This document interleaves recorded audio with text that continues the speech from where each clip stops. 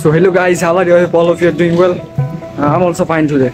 As you can see now I'm with my school dress and now I'm directly going to my rehearsal of acting, and our upcoming natok is Jodha, and it was written by, composed by Dr. Mukesh Chaudhary Mama.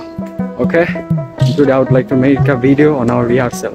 Okay, keep watching my video. তোমার কি সাধারণ শেষ হলো? আর দেরি করা সম্ভব না। না, শেষ হয়নি। তাড়াতাড়ি করো, ভোট সভার সময় যে ঘনিয়ে এলো। কোনোদিন কি আপনার পাশে জনসম্মুখে বসতে পারবো না? পাগলামি করো না ভানুমতি।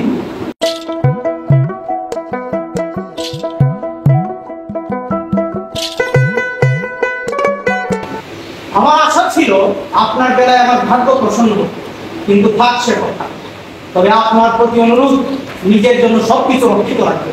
তা না করলে আমার মতো বিপদের সময় বন্ধুর কাছ থেকে উপকারী থাকবে।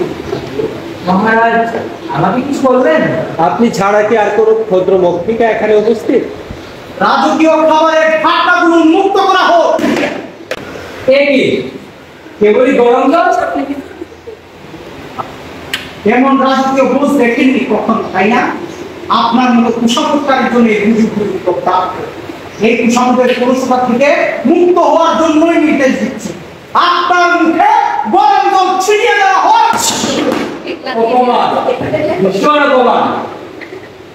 মহারাজ, তাই আমি ত্রিপুরার বিরুদ্ধে যুদ্ধ ঘোষণা করছি। হয় এখানে বন্দী করুন, না হয় মুক্ত দিয়ে যুদ্ধের জন্য প্রস্তুত হন। সীমালঙ্ঘন করবেন না ক্ষয় অনুভূতি। আপনি এখনই রাজপ্রাসাদ ত্যাগ করুন। আপনার মনোবাসনা পূরণের জন্য রণক্ষেত্রে মিলিত হব। So now we are in our green room, and it's the veranda of our Mukesh Mama's home, and we do rehearsal in his home. Okay, so this is our green room.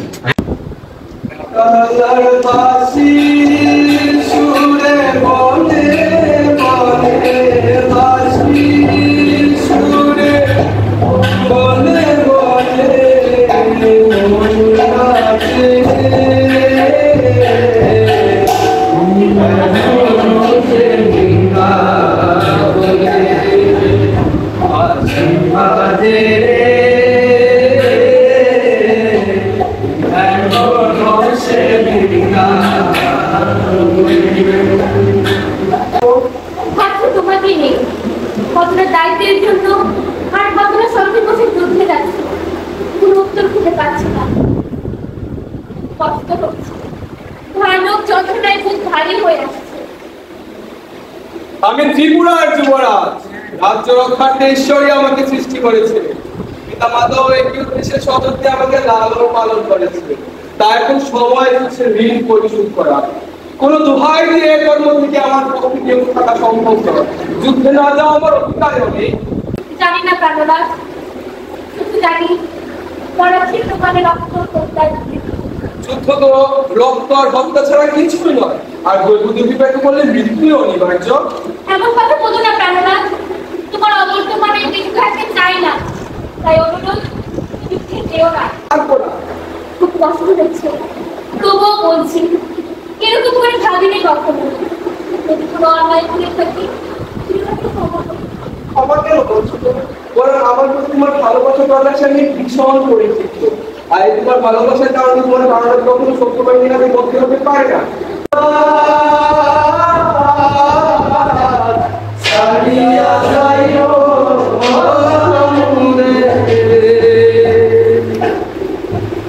যুবরানী, আর কিসের ভয়?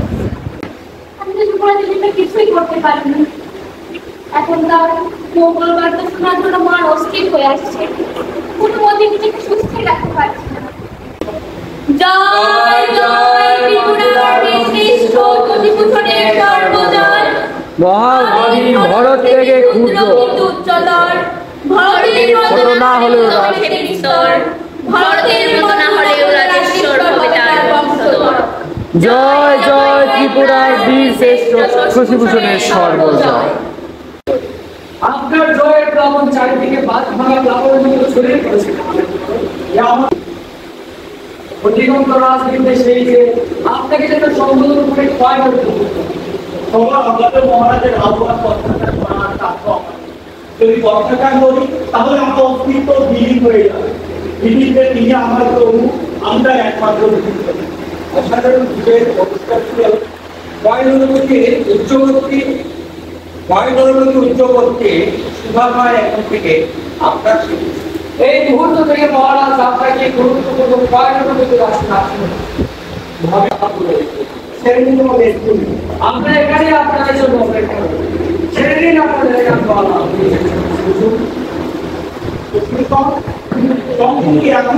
অপার্থিব অপার্থিবের বিকল্প। এর শুভ নয়, অশুভ নয়। যদি শুভই হতো তাহলে তাহলে কেন, যদি অশুভই হতো তাহলে কেন সত্য সাফল্যের ভবিষ্যৎ বাণী? বর্তমান সাম্প্রতিক উদ্ভব ঘটে যা ভয়াবহ ভবিষ্যৎ। তুমি ঠিক বলেছ। এর যদি শুভই হতো তাহলে বিজয় সুরক্ষিত হতো না, ভবিষ্যৎবাণী শ্রবণ পিণ্ড পঞ্চ বিভিন্ন হয়ে চলছে কেন? তাহলে তাহলে যে ভবিষ্যৎবাণী করছে শ্রবণ তার কিছুই নয়, কেবল হত্যার নীল নকশা। জমিদার সেনাপতিদের মহারাজের কাছে দিয়ে যাওয়া শুনে খুশি হলাম। কি বলেন রাজ পণ্ডিত রামনারায়ণ বীরশ্রেষ্ঠ শশীভূষণ ও মহাবীর বড় এগিয়ে চলুন এবার গোপাল সদন। তোর ভোলায় তোর হাতলে রক্তের ইশারা, তোর কাছে অসম্ভব কিছু নয়, তুই কেবলই রক্তাক্ত বাস্তবতা। ভাবনা ও ভয় কিছুতেই তোর কর্তব্য নেই, শুধু নাশ, শুধু প্রাণ নাশ। আমি আর পারছি না। এখন থেকে চলে গেলেই হয়তো সবকিছু অবসান করবে। মহারাজ পালিয়েছে, তাকে খুঁজে বের করতে হবে, না হলে আমাদের সর্বনাশ হয়ে যাবে। কোথা থেকে এলেন আপনি? প্লিজ দাও। মহারাজ কোথায়? আপনি এখানে কি করছিলেন? অবশ্যই না, বরং আপনাকে রক্ষা করার জন্যই মহাবীর ভরতকে কয় নরপতির আসনে আসীন করেছিল। চুপ থাকো। অন্যায়ের প্রতিবাদ অবশ্যই করব। আপনার প্রতি আমার দুটি উপদেশ। আপনি ঘুম হচ্ছে, মহাবীর ভরতের কাছে বাধা দেওয়ার কোনো অভিলাষী আমার মনে নেই। আপনি যখন বর্তমান ত্রিপুরেশ্বরের নাম মুখে না এনে ভবিষ্যৎ ত্রিপুরেশ্বরের নাম মুখে আনুন, তখন আপনার ভাগ্য প্রসন্ন হবে। ভাগ্যকে প্রসন্ন করতে আমাকে আর কি কি করতে হবে? যতক্ষণ পর্যন্ত না রাজা বিচন্দ্র মানিক্য পরাজিত হচ্ছে ততক্ষণ আপনি আপনার বুদ্ধি দিয়ে আমাদেরকে সাহায্য করবেন। আর যখন মহারাজ বীরচন্দ্র মাণিক্য পরাজিত হবেন তখন আমার জয়ধ্বনি করবেন। মনে হয় এখন আমাকে বন্ধন মুক্ত করা উচিত। কেন? কারণ আমি স্বেচ্ছায় বর্তমান ত্রিপুরেশ্বর বীরচন্দ্র মানিক্যের সঙ্গ ত্যাগ করে ভবিষ্যৎ ত্রিপুরেশ্বর মহাবীর ভরতের সঙ্গ প্রার্থনা করছি। তাহলে তাই করা হোক। তবে রাজ চক্রবর্তী অনুরোধ একটু আত্মসংযম হয়ে চলবেন। এখন বুঝি হত্যা করে বীরত্ব জারি করতে চান? যুবরাজ, এখন আপনাকে প্রমাণ করতে হবে মহারাজ পালানোর পেছনে আপনি জড়িত ছিলেন না, অন্যথায় শাস্তি ভোগ করতে হবে। অবশ্যই সব কথাবার্তা। শাস্তি? আহত মনে বুঝি শাস্তি দেওয়া হয়নি? মূর্খ! আমি জড়িত থাকলে কি আমি এখানে পড়ে থাকি? না, অবশ্যই না। তবে রাজ চক্রবর্তী যে এই ঘটনার সাথে জড়িত না তা কি করে বুঝবো? এই ঘটনার সঙ্গে যদি রাজ চক্রবর্তী জড়িত থাকেন এবং তার যদি আমার বিপদ ঘটে তাহলে তার মৃত্যু অনিবার্য। আমি ঘটনার সঙ্গে একেবারেই জড়িত। এই বয়সে মিথ্যা কথা বলবো।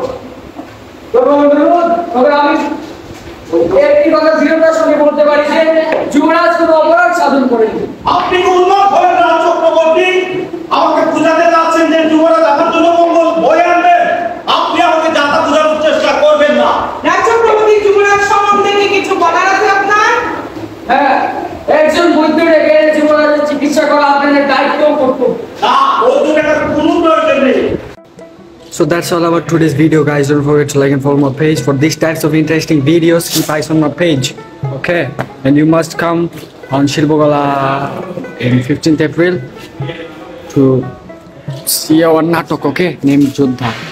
And in this natok, I will act as a character named Indra Chandra, okay?